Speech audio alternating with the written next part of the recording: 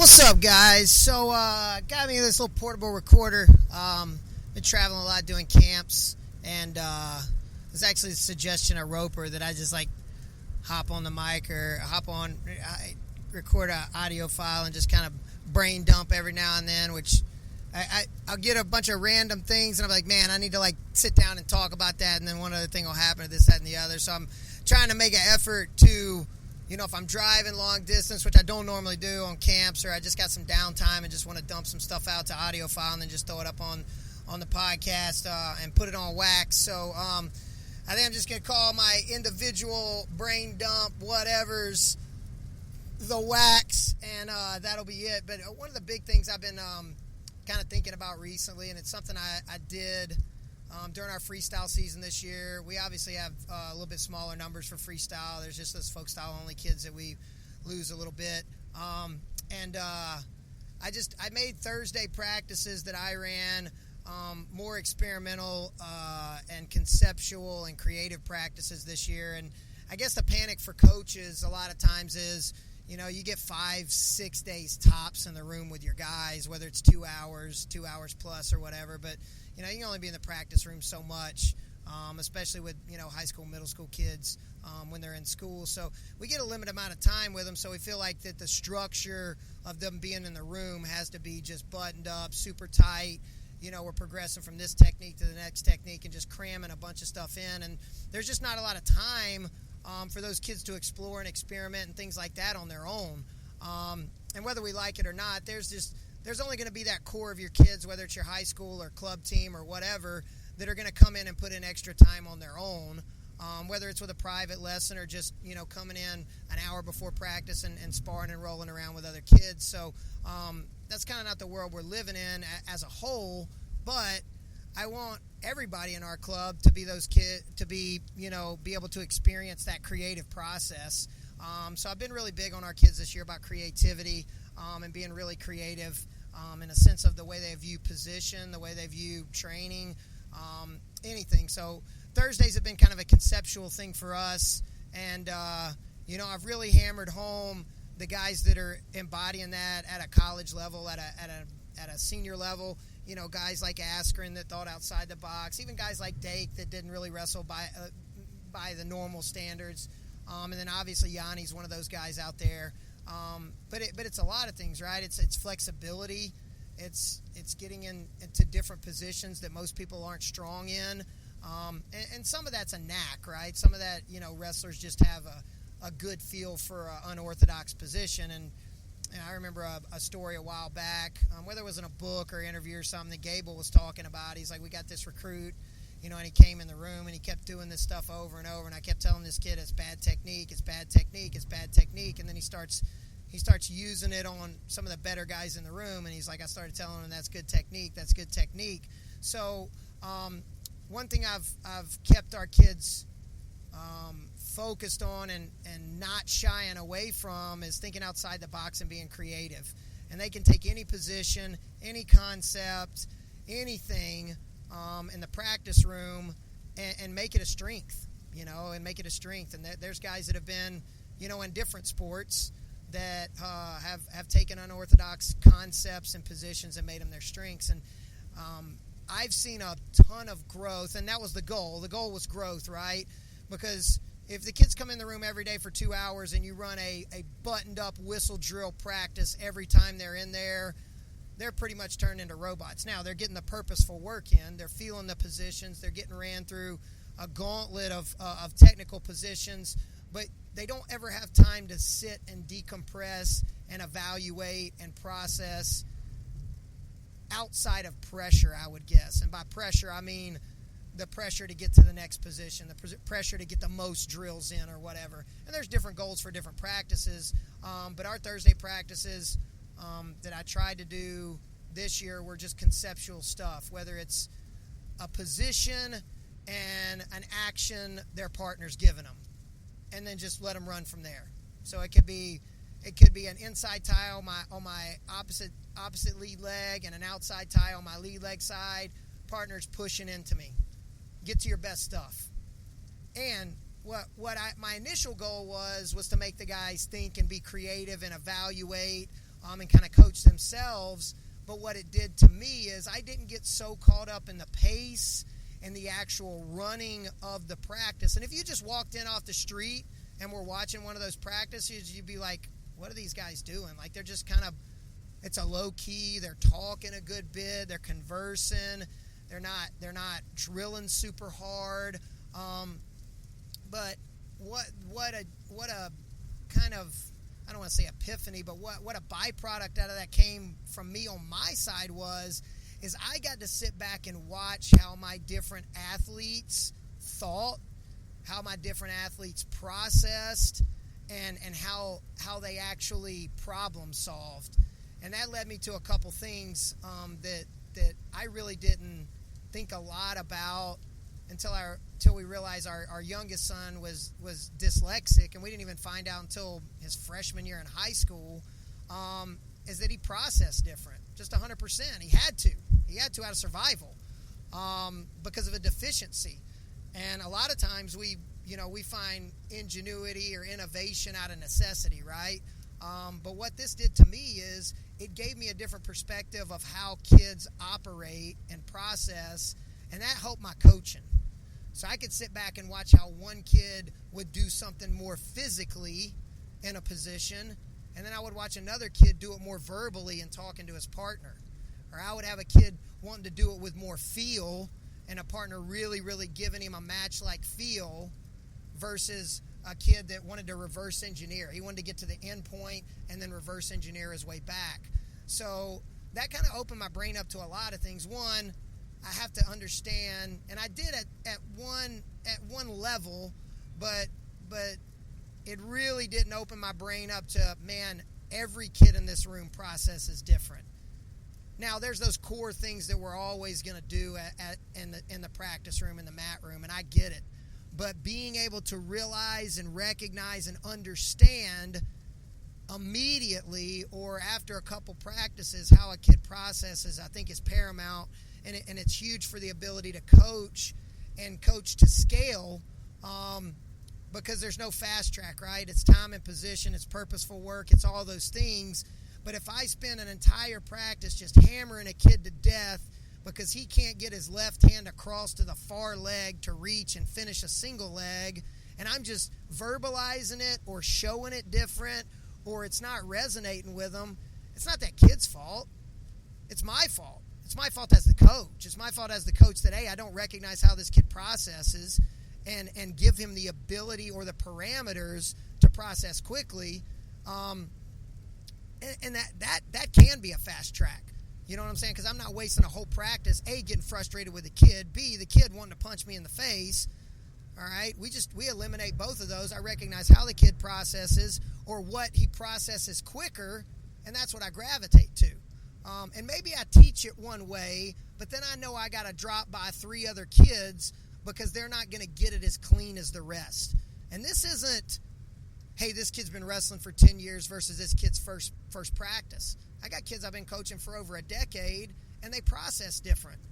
So just because they've seen it before, or maybe they've never seen it before, I gotta go back and make sure that I touch on that and that I explain it, or we go through a different process or a different solution so they can problem solve and get the right experience with that. So it's been a couple things for me. It's been problem solving. Okay, I've really, really, really focused on our kids about problem solving, critical thinking. That's what wrestling is. I want to call it a chess match. Well, that's what chess is. It's problem solving. It's critical thinking, right? And then you get them in that creative mindset. So they're problem solving. They're critical thinking.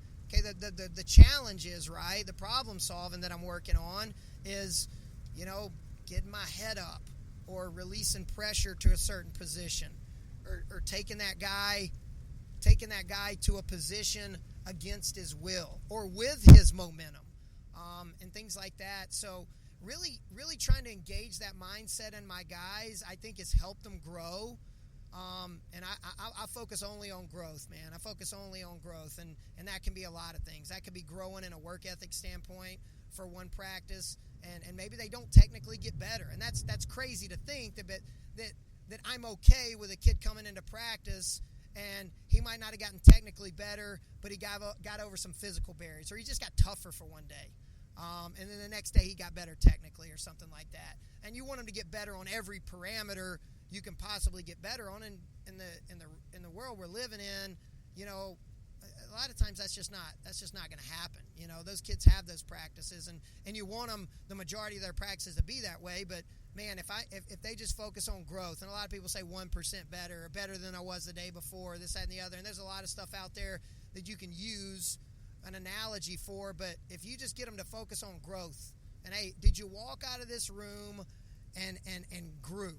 Did you grow as a coach to yourself? Did you grow as a coach to your practice partner? Did you grow as a mentor or something like that in the room? And it doesn't always have to be a technical wrestling aspect or something personally to them. Maybe it's not to them. Maybe it's something that they grew in a sense to help somebody else get better technically.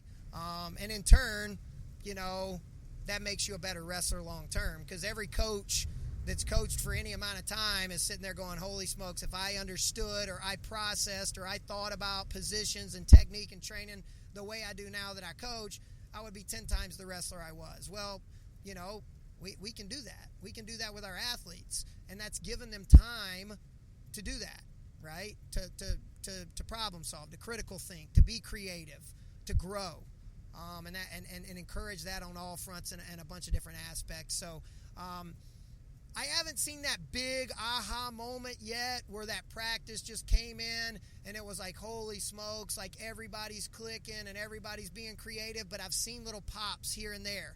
And I've seen the light bulbs go off in just about every single one of the kids that have been a part of that practice. So that's a thumbs up for me. That's a gold star on them for trusting, buying into the concept, right, that we are being creative and we are trying to problem solve and critical think and taking ownership of it, and in that way they're not a man on an island when they're not in a practice room with a coach. And that's the scary thing, is there's a lot of kids that are high level. There's a lot of high level, technical, tough, trained kids that if they're not in a practice room and a coach is not running a practice, they are lost. And you see that a lot of times with kids that get to college. You know what I'm saying? When it's just time management and ownership of their social life and getting into these different things, and that pours over into your normal life, right? All those things. So I'll keep you guys posted on it. It's definitely been something that, like I said, it's been an experimental thing for me, and it was a scary thing for me because, again, these are paying clients, and they're paying me to get their kids better at wrestling. You know, but the good thing for us is we have such a high trust level with our parents and our athletes that we've created that environment, and it's been great. You know, it's been great. But again, you know, if it's not encouraging growth, if it's not encouraging all these progressive, positive things that the athletes are expecting to come get out of the place that they're training at, then that's a problem. You know, and they're not coming to just get better at wrestling and win wrestling matches. We're far beyond that with our culture and the way we view things. But the culmination of everything they're trying to do is, we're trying to win wrestling matches at the end of the day. But we're not focusing on winning wrestling matches. We're focusing on growth.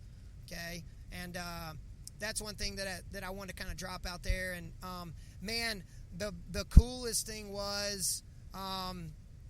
And I guess this is a, pound my chest kind of moment, is I heard John Smith talking to kids about being creative at the Wabash camp. So me and Riley Lefevre did the first day. Actually, Doug Welch did the first day. Me and Riley Lefevre did the second day. And then John Smith, Colott, and Brands did the third day, which was amazing because I just showed up and I was a camper. I stayed an extra day, and I was a camper for a whole day. And I got in each one of their groups for the rotation, and I just followed them around, filmed, asked a ton of questions, and I was just a student for a day. And one thing I heard John Smith talking about, he talked about, not for a long period of time, but he talked about creativity, and he talked about being creative in their wrestling styles and how many different styles of wrestling of kids he coached.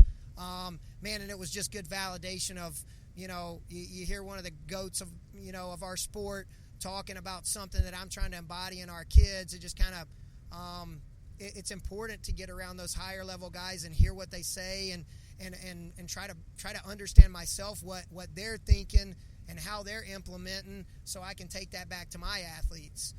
And I'm sure if John Smith is doing it in his room and doing it with his athletes, it's something that I want to at least look into that might apply to my guys. So, him speaking a little bit on creativity kind of further reinforced what I was already seeing with our guys. And no, I can't come into the practice room 5 days a week and just say, hey, here's the concept for the day, because we aren't going to get the single leg positions that we need to work on, and we aren't going to get off our belly on bottom and get our knees up under us and get our back straight and get the weight off our hands. So, the technical aspect of the practice and the repetitive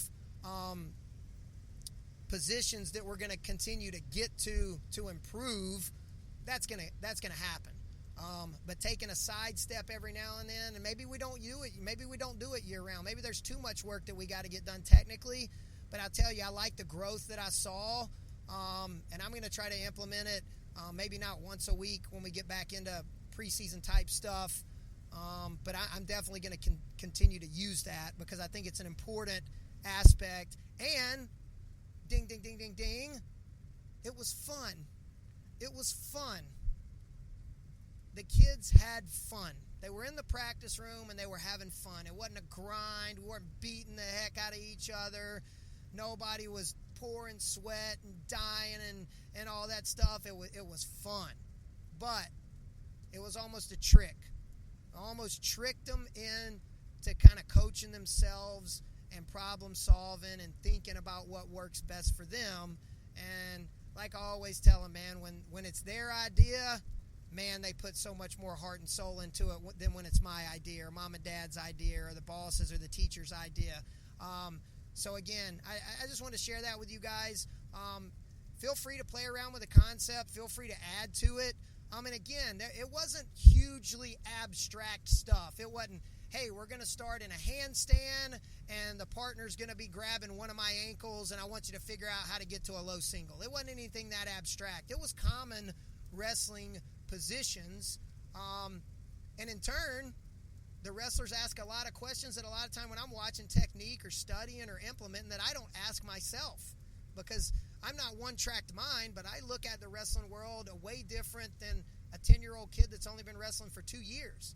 But you'd be surprised how those younger guys, their creative mindsets and the way they view things can spark a question or spark a solution that I've never thought before in my life. And that's one of the beautiful things when I get to travel around and do camps, is I get to hear what coaches say. I get to hear terminologies. Maybe they're using a term like I'm talking about a kid, just getting to that kind of forced roll Peterson position, and I'm talking about put your hand on your thigh, scoop the leg, get your hand on your thigh, and another coach calls it a leg half, and it just makes sense.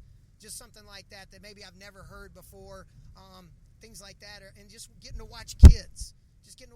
So, even though I'm in the room with my, 40 guys or whatever, and then I get into a camp with another 30, 40 kids and then just watch them operate and do that, man, it's just such good feedback. Man, and it just breaks my heart when I see a coach show technique and then just go stand and they drill and then bring it back in. And dude, I'm telling you, if you're not engaged in what you're doing, whether you're running a camp or a practice or whatever, you're not walking around and observing kids and helping them problem solve and troubleshoot and critical think, even on the whistle drill practices, man, you're just posted up on the wall with your shoes untied, man, you got some work to do. You got some things you got to figure out in the practice room. And I'm not telling you, hey, I got it all figured out, not by any stretch. But man, if you're posted up on the wall, shoes untied, blowing a whistle, and that's your practice every day, and you're not deep diving, you gotta rethink some things. But again, like I said, man, it's been cool. I'm about 2 weeks into the camp season, and I'm giving some kids some more time to be creative. Sometimes I don't have enough, and I got a certain amount of technique that I want to get through. But every aspect of camp for me this summer is going to have some type of creative aspect for them, whether in problem solving and critical thinking, whether it's 15 minutes or whether it's 45 minutes, depending on the level of kids I have and the technique that I can get done. But again, man, like I said, feel free to implement that. And if you don't mind, give me some feedback on it. Shoot me a DM. Welcome to Indiana. Whoa! I just crossed over into Indiana. Woo! Fort Wayne, flying home. So feel free to play around with it. Give me some feedback. Tell me what you're doing in your rooms. Again, like a lot of this stuff I'm putting out there, whether it's technique or podcasts or whatever, is because I want feedback from me so I can grow as well. So if you guys implement any part of this in there, in your practice room or in your drills or anything like that, and you got some good feedback, by all means, shoot me a DM, shoot me a text, email me, comment on the podcast, whatever, and let me know what's going on. But it's been fun so far. Focus on growth.